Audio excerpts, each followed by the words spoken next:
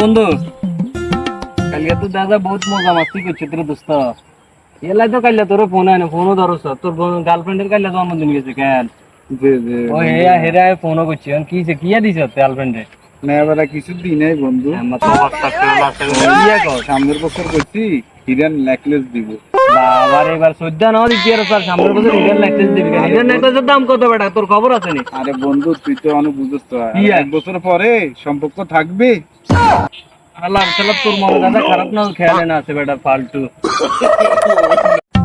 বন্ধু, কালকে তো দাদা বহুত মজা মাস্তি করছে তোর দোস্ত।